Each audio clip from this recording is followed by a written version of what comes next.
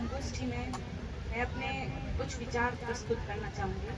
सबसे पहले हम शुरुआत करेंगे कि पर्यावरण क्या है। जो पर्यावरण है उसके नाम में उसका मतलब छिपा है। पर्यावरण मीन्स परिआवरण।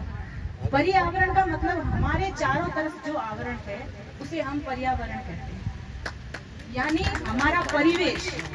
अब इस परिवेश को हम दो तरीके से समझने की कोशिश करेंगे। पहले हम हमारी प्राकृतिक, इसको भी हम समझेंगे। हमारी जो धरती माता है इसकी उत्पत्ति 4.5 बिलियन मतलब अरब वर्ष पूर्व हुई थी। हमारी धरती माता की उत्पत्ति 4.5 अरब वर्ष पूर्व हुई थी।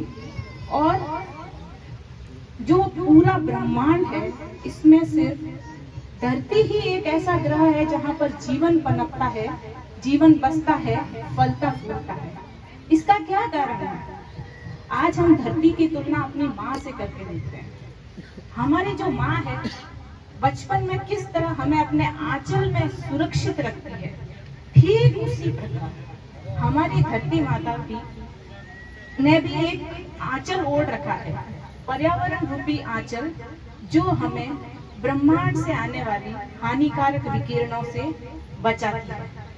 उसके साथ ही उस पर्यावरण में कुछ ऐसे जीवनदायिनी तत्व है जिसकी वजह से हम सफलतापूर्वक जीवन यापन करते हैं। और इन जीवनदायिनी तत्वों में अगर बात करें कि एक जीवन में आपने भी सुना होगा, पृथ्वी, जल, वायु, आकाश और अग्नि, ये तत्व एक जीवन के तत्व हैं। तो हमारी धरती माता हमें ये सारे तत्व प्रदान करती है। पर्यावरण रूपी आंचल जिसमें धरती हमें सुरक्षित रखती है, ये पर्यावरण हमें ब्रह्मांड से या सूर्य से आने वाली हानिकारक विकिरणों से हमारी सुरक्षा करती है। इसीलिए हमने कहा कि धरती माता ने एक पर्यावरण रूपी आंचल को ओढ़ रखा है। तो अब हमारा ये दायित्व बनता है कि हम हमारी धरती माता के इस आंचल को स्वच्छ रखें, शुद्ध रखें और अखंड रखें। आज जो ग्लोबल वार्मिंग और क्लाइमेट चेंज का एरा है, जो एंथ्रोपोसीन का मतलब है मानव ने जिस एरा को अपने कंट्रोल में कर लिया, आज वक्त को मानव ने अपने संयम में कर लिया है, अपने कंट्रोल में कर लिया है। तो इस एरा को हमने एंथ्रोपोसीन का नाम दिया है। इस एंथ्रोपोसीन एरा में मानव गतिविधियों की वजह से प्राकृतिक जो संतुलन है उसमें काफी हस्तक्षेप बढ़ रहा है।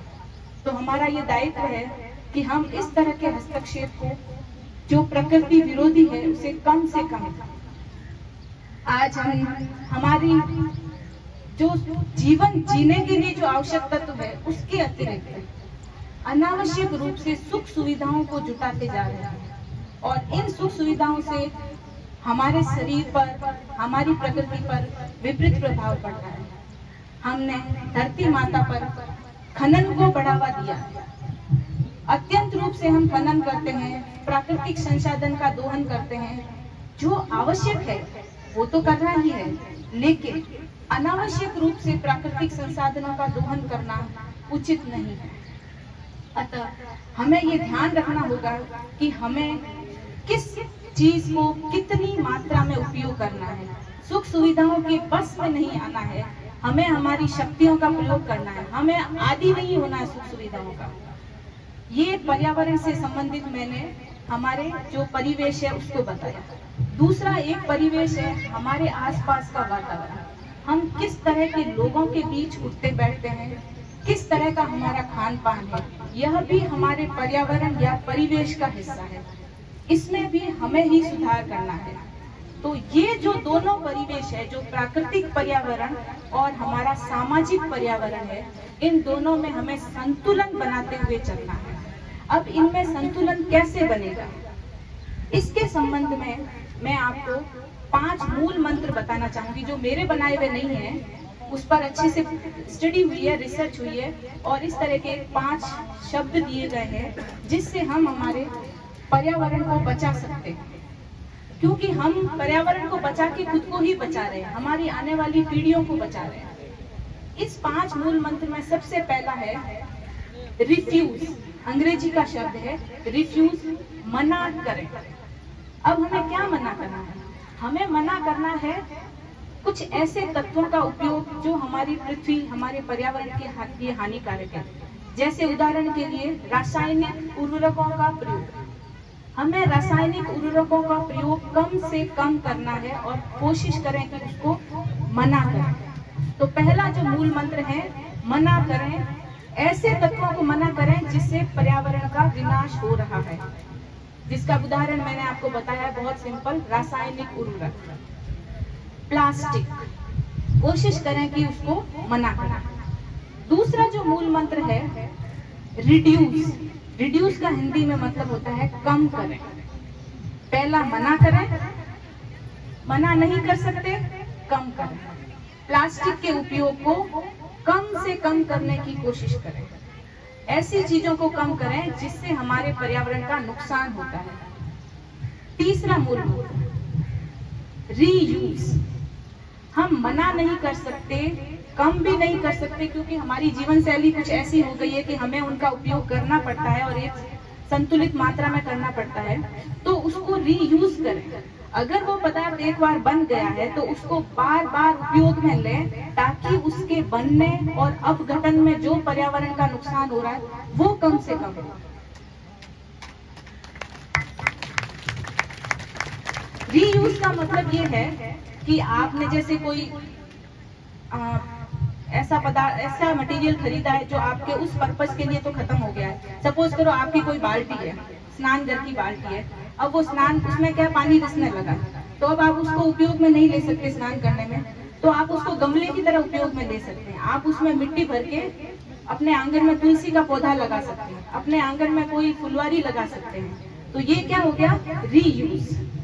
आप उसका पुनर्उपयोग कर रहे हैं, आप उसको फेंक नहीं रहे। उसको फेंकने में प्रकृति का बड़ा नुकसान है, क्योंकि हजारों वर्ष में प्लास्टिक कहीं जाकर अपघटित होता है, वो प्रदूषण बनाता है। तो हम उसको पुनः उपयोग कर सकते हैं। नेक्स्ट, अगला जो मूल मंत्र है चौथा, रिसाइकल।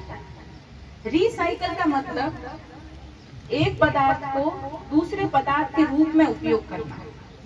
जैसे कि हमारे घर में हमने खाना खाया, सब्जी बच गई, कुछ फल फ्रूट छिलके वगैरह बच गए, तो उन्हें ऐसे ही ना फेंकें, उसको बायोडिग्रेडेबल वेस्ट की तरह कंपोस्टिंग करें। तो ये सारी तकनीक, जैसा कि अभी बताया था कि जनसंख्या बढ़ती जा रही है, धरती घटती जा रही है, हमें खाना जो है, जो बढ़ती जनसंख्या उसको खाना तो खिलाना होगा। तो हमें कृषि की ऐसी तकनीक उपयोग में लेनी होगी जिससे कम जगह पर हम ज्यादा से ज्यादा उत्पादन कर सकें। और ज्यादा उत्पादन के लिए हमें कहीं न कहीं ऑर्गेनिक फार्मिंग पे जाना होगा, क्योंकि हम बायोकेमिकल पेस्टिसाइड उपयोग में नहीं लेना चाह रहे। तो हमें इस तरह की तकनीक का उपयोग करना होगा कि हमारे घर में जो भी बायोडिग्रेडेबल वेस्ट है जिसको हम अपघटित कर सकते हैं, जैसे सब्जियां हुई, फल फ्रूट के छिलके हुए, या कोई भी है बायोडिग्रेडेबल जो मटेरियल, उसको रिसाइकल करके हम उसको कंपोस्टिंग जो उर्वरक है उसमें बदल सकते हैं। तो ये जो कुछ मूल मंत्र है, इसके साथ ही हम हमारे पर्यावरण को बचा सकते हैं। अब हम सब में से अधिकतर कृषक परिवार के लोग हैं। हमारा जो हमारा धर्म जो है वो कृषि है, उत्पादन है। तो अब यहाँ पे हमें एक ये बात भी समझनी होगी कि बढ़ती जनसंख्या और घटती जमीनों में कृषि कैसे संभव हो पाएगी। तो इसके लिए हमें कृषि की नई तकनीक पे जाना होगा। जो नई तकनीक है आजकल, हाइड्रोपोनिक्स, एरोपोनिक्स, ये कुछ नए शब्द हैं। ये शब्दों से मैं आपको जवाब दूंगी। धन्यवाद।